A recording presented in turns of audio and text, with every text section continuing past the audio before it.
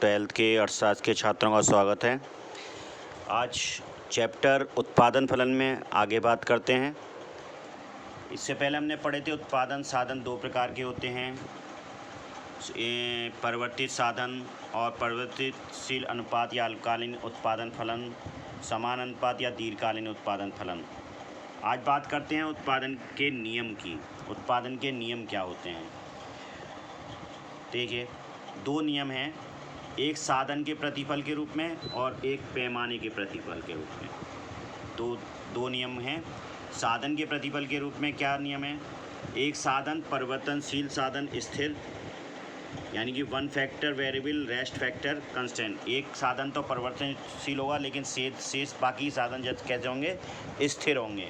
दूसरी स्थिति होगी परिवर्तनशील अनुपात होगा, उसमें वेरिएबल प्रोपोर्शन होगा। तीसरा होगा अल्पकाल में परिवर्तनशील अनुपात का नियम अथवा उत्पत्ति के नियम का लागू हुआ, यानी अनकाल में परिवर्तनशील और अनुपात का नियम अथवा उत्पत्ति के नियम का होगा। दूसरा, अब बात करते हैं पैमाने के प्रतिफल। पैमाने के प्रतिफल का मतलब है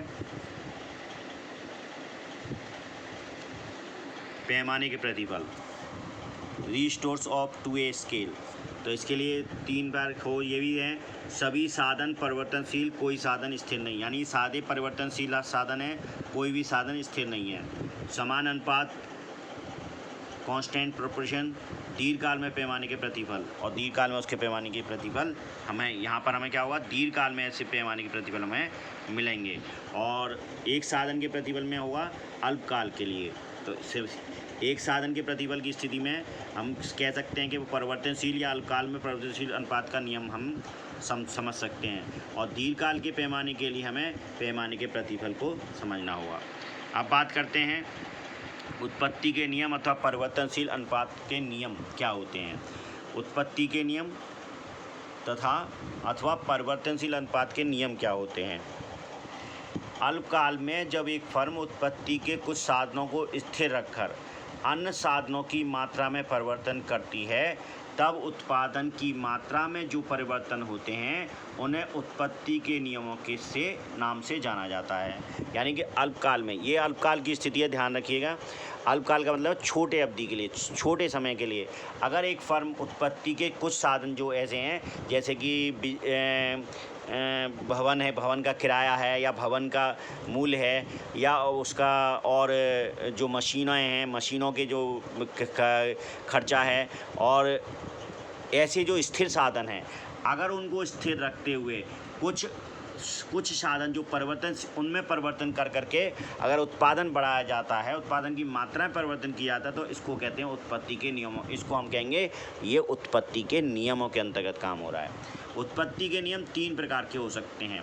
साधन के बढ़ते प्रतिबल, यानी कि साधन का प्रतिबल बढ़ रहा है, यानी कि इसको कहेंगे उत्पत्ति वृद्धि नियम, यानी कि ऐसी स्थिति में उत्पत्ति में वृद्धि हो रही होगी। साधन के स्थिर प्रतिबल अथवा उत्पत्ति क्षमता नियम या समता नियम।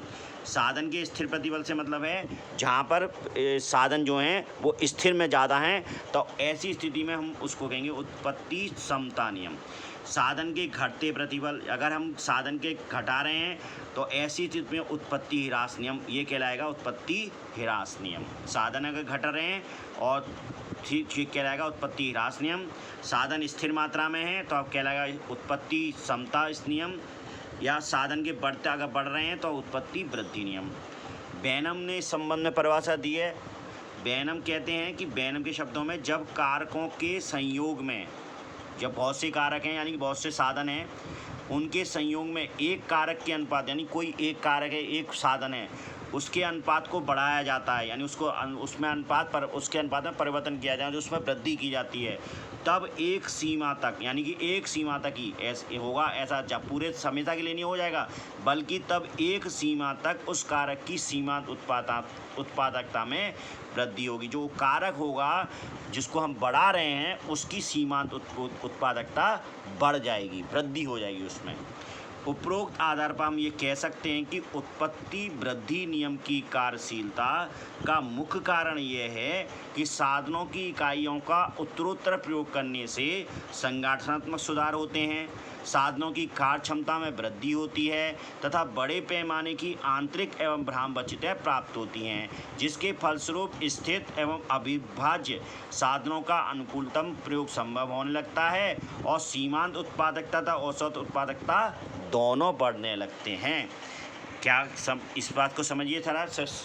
उत्पत्ति वृद्धि नियम क्या कहेगा कि इसके कारण क्या होगा, साधनों की इकाइयों का एक बार उत्तरोत्तर प्रयोग करने से, यानी कि एक का अधिक बार प्रयोग करने से क्या होगा, संगठनात्मक सुधार होंगे।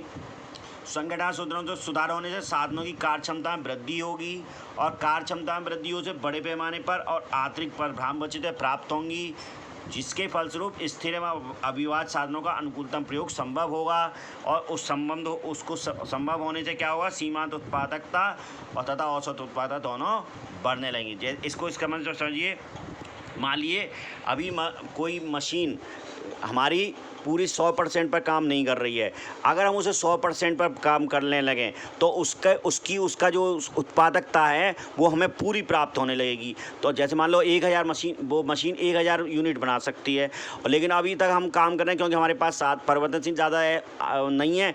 ऐसी स्थिति में क्या है, 800 यूनिट ही बना रहे हैं, लेकिन हम उसको 1000 यूनिट तक बना सकते हैं मशीन से। मशीन का खर्चा पूरा हो रहा है, बिजली का खर्चा भी पूरा हो रहा है, लेकिन हमें 800 यूनिट का ही आउटपुट मिल रहा है।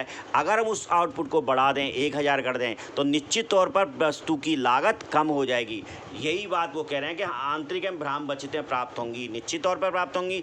जो 800 यूनिट पर वही खर्चा आ रहा है तो 800 यूनिट का खर्च मतलब कॉस्ट बढ़ जाएगी, कॉस्ट ज़्यादा होगी। और 1000 में भी क्योंकि वो खर्चे नहीं बढ़ेंगे, मशीन का जो लोड का खर्चा है, मशीन का जो खर्चा है और जो उसमें चलाने में जो खर्चा हो रहा है वो बचतें होंगी यहाँ पर, क्योंकि वो अब 1000 अब क्या होगा, उसी पैसे में वो क्या कर देगी, 1000 यूनिट तैयार कर देगी। अभी तक 800 यूनिट कर रही है, अब वो 1000 यूनिट तैयार कर देगी, तो निश्चित तौर पर उस वस्तु की मात्रा को उसकी वस्तु की कीमत में कमी आएगी, यानी कि हमें आंतरिक एवं भ्राम बचतें प्राप्त होंगी। और जब प्राप्त होंगी तो उत्पाद क्या होगा, उत्पादन बढ़ेगा। उत्पादन बढ़ेगा तो निश्चित तौर पर यही कहता है अविभाज्य साधनों का अनुकूलतम प्रयोग संभव होगा, जिससे हमारा सीमांत उत्पादन बढ़ जाएगा।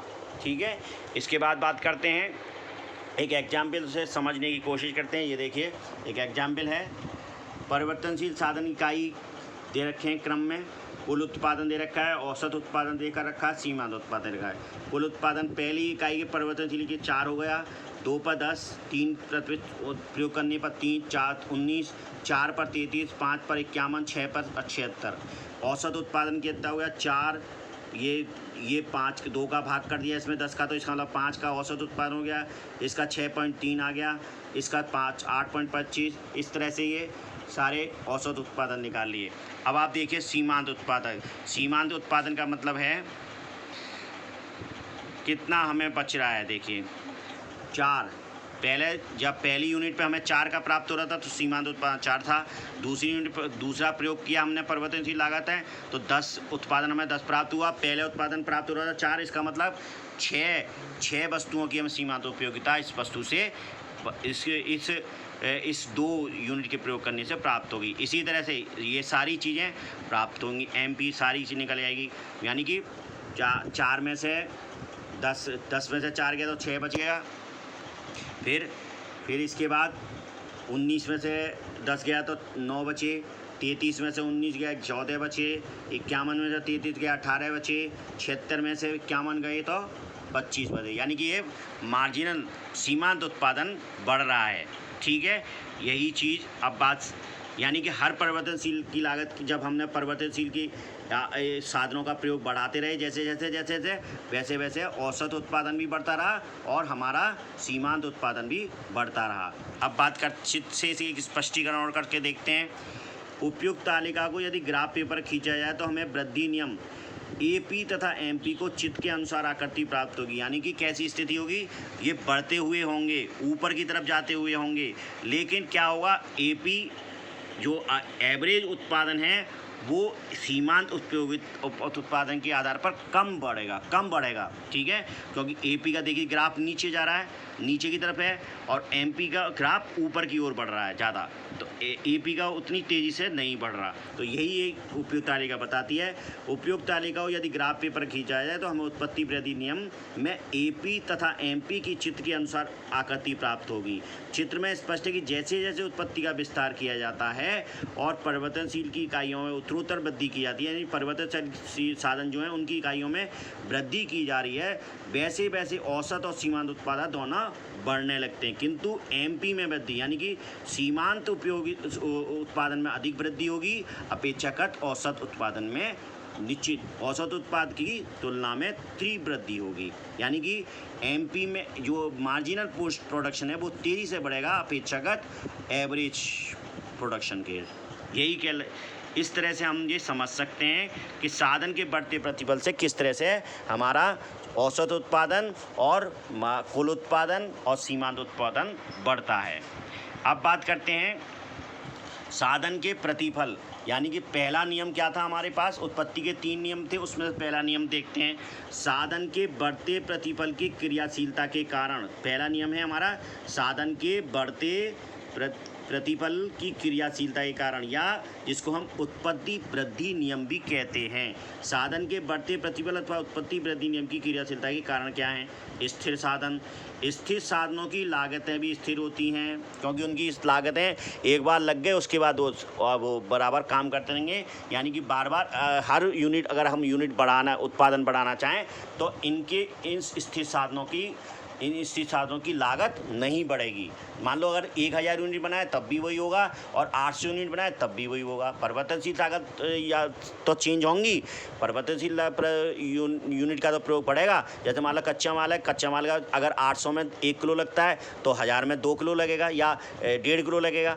ऐसा स्थिति में परिवर्तनशील तो बढ़ेंगी, लेकिन परिवर्तनशील तो बढ़ेंगी लेकिन स्थिर साधन यानी कि उस मशीन में कोई अलग से कार्य, अलग से कुछ खर्चा नहीं करना होगा, वो कहलाएगा स्थिर साधन। स्थिर साधनों को इकाई लागतें भी स्थिर होती हैं। लागत स्थिर होने पर उत्पादन की वृद्धि प्रति इकाई औसत लागत से कम आएगी, फलस्वरूप यह नियम क्रियाशील होता है। दूसरा, साधनों की अविभाज्यता। इस नियम में क्रियाशीलता होने के कारण श्रीमती जॉन रॉबिन्स ने ध्यान आकृष्ट किया। इस नियम में क्रिया, क्योंकि ये क्रियाशील है। क्यों क्रियाशील है? क्योंकि परिवर्तनशील में तो बढ़ोतरी हो रही है प्रति इकाई में, लेकिन स्थिर साधन में कोई बढ़ोतरी नहीं हो रही। इसी को श्रीमती जॉन रॉबिन्स ने ध्यान आकृष्ट किया और उन्हें ये बताया, उत्पत्ति ह्रास का नियम दिया।